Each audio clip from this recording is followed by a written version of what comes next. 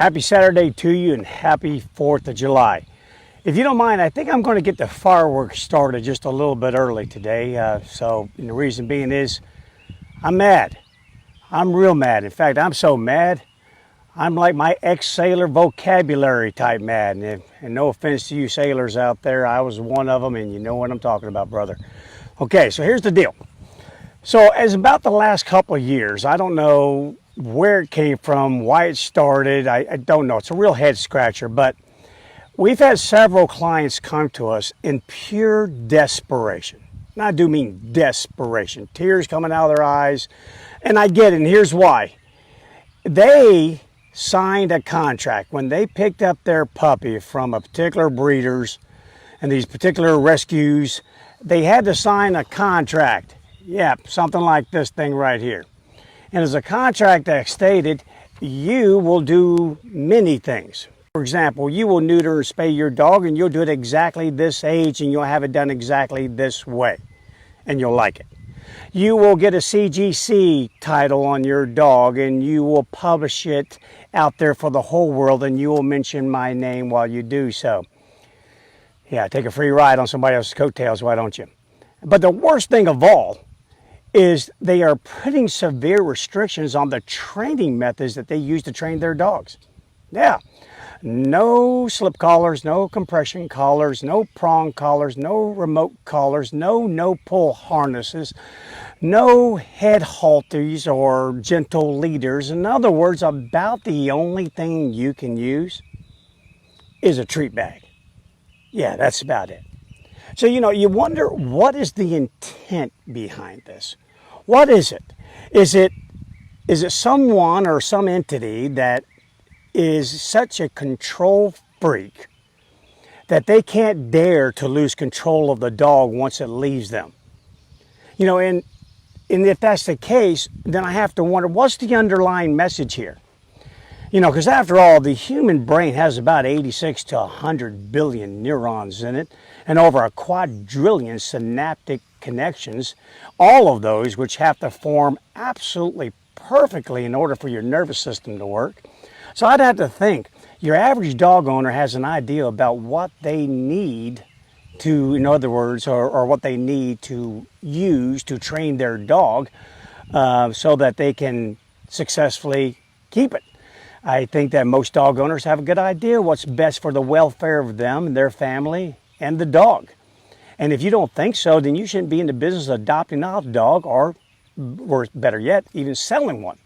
So I just have to wonder, what's going on here? What is the main issue? I mean, after all, behavior is the number one reason why dogs are sent to rescues. Why dogs are sent to shelters, why they end up on the streets running as stray dogs or free-ranging dogs, why they are euthanized. The number one reason is because people are fed up with the dog. They can't stand the dog. They just need some darn relief. And there's nothing worse than when a client comes to you and says, hey, Bryan, this all positive thing, it isn't working. I tried, I really did. I gave it all that I had. I tried everything that I had. And I'm afraid I'm going to have to give up my dog. So is there anything that you can do to help me? Can we keep this secret? And if you do help me, can you make sure it doesn't get published on Facebook? It doesn't get anywhere out there in the world. If I come back for a refresher training, can I just schedule an appointment so I come by myself so no one knows?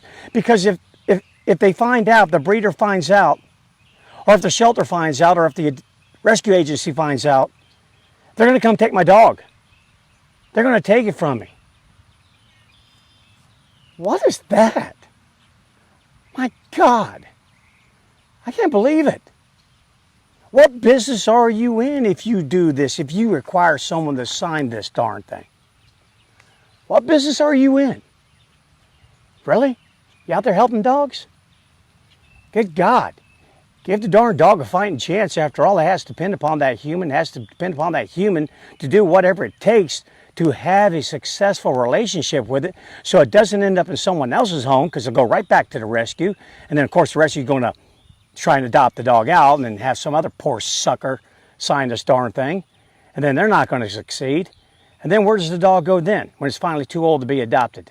Or when it has such bad habits ingrained in it because no one was able to control a stinking dog. No one was able to say, hey, tell you what, you're living here with humans. We got rules here. You got to be able to do things for us. I'll do it for you too. Remember, I'm going to take care of you. But there's a trade-off here, friend. So what is going on here? I don't get it. Well, we help those people.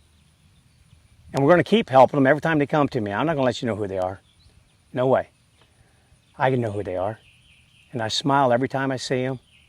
I smile when I hear back from them, when they send me a text.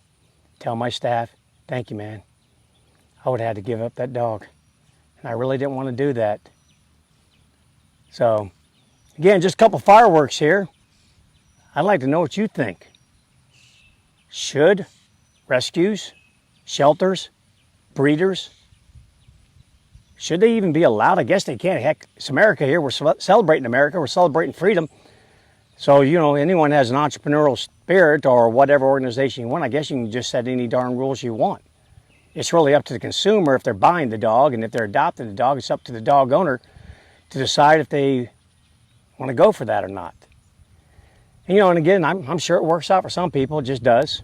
I've owned dogs. I swear I didn't have to hardly do a darn thing, and they just seem trained. They seem to come out of the box like that.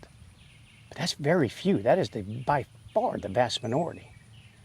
Some of them just need a little control. And the owner should have the ability to decide, how am I going to get that thing done? If not, you need to come up with a better adoption system, a better interview system, a better application system. And it needs to be based upon the reasonable and prudent human being like the laws of this country are based upon. Not perfect, because we ain't perfect. But you gotta give them a shot at it till they prove that it's wrong. I mean, my God, how many darn dogs out there really are really, truly abused at the end of the day? Some are, granted. But I know far more that are not.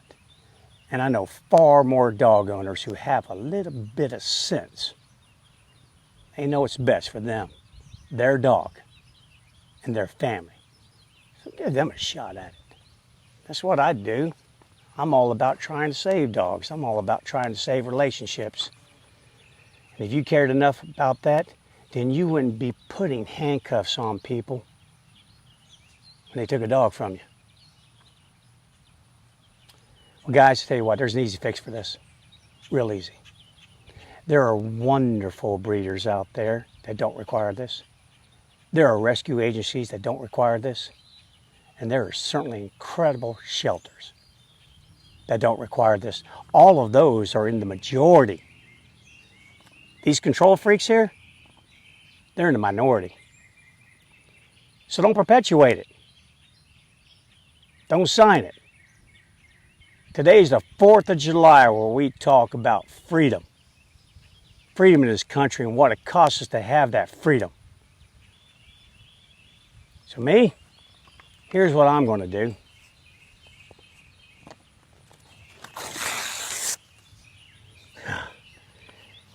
Sweet sound of freedom.